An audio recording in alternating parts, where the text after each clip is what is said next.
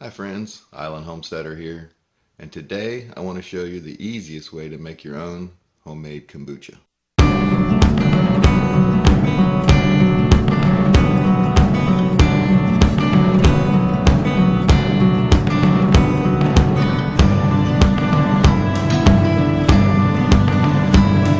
Before we start, I just want to say welcome and thank you to all the newest subscribers that I've picked up since that latest video on YouTube taking away my money.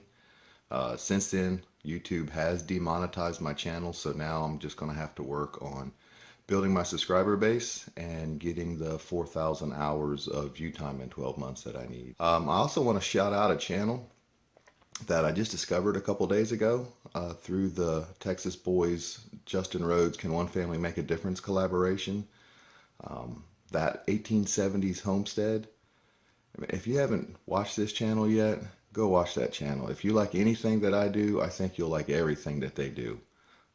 Really great channel, faith-based family, family-friendly videos, every one of them, and just really informational and entertaining videos to watch. So that 1870s homestead, if you haven't seen their channel, go check them out. So let's get to the kombucha. So since my last kombucha video, I have switched from making what's called the batch method of kombucha, which is you literally make a batch of kombucha at a time. You know, you would make a gallon of kombucha with your SCOBY. You'd use all the kombucha, save just a little bit for a starter, and you'd do the whole process over again. This is called the continuous brew method. And what this is that you always have some kombucha making, and you just keep adding to it as you go. So this is a 2-gallon glass pitcher from Walmart. All I did was replace a plastic spigot with a stainless steel spigot from Amazon. And I think I can leave a link down below to where I got that spigot from. And other than that, it's just like making the batch method of kombucha.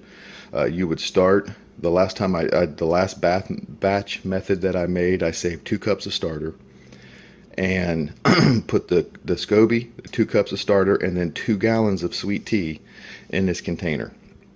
And the sweet tea is the same as I've always made the sweet tea. It's a cup of sugar and a gallon of tea. You can make the tea as strong or as weak as you like. You can make black tea, green tea, whatever. But you start with 2 gallons of tea and your SCOBY in your starter. So from there, all I do is when it's ready, I take a gallon, excuse me, a gallon of tea out or a gallon of kombucha out and put a gallon of tea back in. You don't have to take the SCOBY out. You just take the kombucha out through the spigot into your container, pour your sweet tea right back in the top, give it a little bit of stir, and you let it go. The advantages to this method is that to me, it's a lot easier because you're just taking out and pouring in. You don't have to ever worry about pulling the SCOBY out unless you need to pull it out and trim it. But you don't take the SCOBY out. You don't have to worry about cleaning this container. And the big advantage is it makes faster because instead of just having a cup of starter in here, now you've got a gallon of kombucha that's already made that you add to. So the whole process seems to take less time. And like I said, it is just much easier. So here we go. 2 gallons of kombucha, finished kombucha. It took 6 days setting in my kitchen with just the heat on in the house, and we don't turn it up much. It's set at 67 degrees in the wintertime. So it's still made in that cooler environment in 6 days.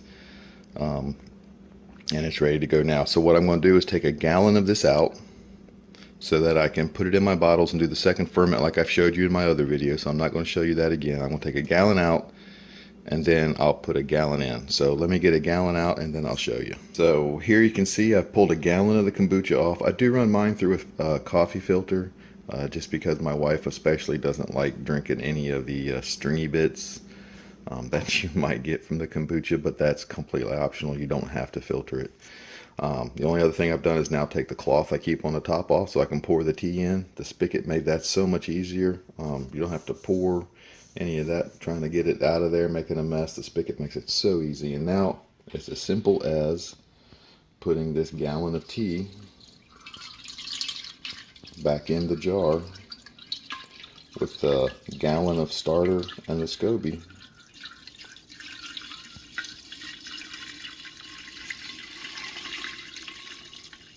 You can pour it right over top of the SCOBY. It's not going to hurt anything.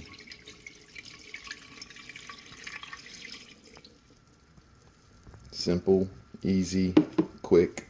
The only other thing I do is I do put a spatula in here and just give that a little stir just to make sure the tea and the starter get mixed up good, so you don't have just that sweet tea sitting up on top of the SCOBY. There is a chance that you could get some mold that way without the acidic kombucha up there on it. And that's it. So I'll put the cloth back on the top with the rubber band, and now I'm going to second ferment this gallon that I just took off. You've seen that in other videos, or if you haven't, you can go back and look at my other videos on how to second ferment or flavor kombucha. But that's it. Continuous brew method of kombucha making. It's the easiest way to make kombucha that I've found. So if you're already making the batch method, a gallon at a time, the only thing you need is just get you a container that'll hold 2 gallons and have a spigot in it. And you're ready to go. You can use your same SCOBY. It'll develop into a SCOBY big enough to handle 2 gallons of kombucha at a time. And you're ready to go. So thanks for watching, guys. Don't forget to check out that 1870s homestead. I think you'll really enjoy them. Thanks for watching. God bless.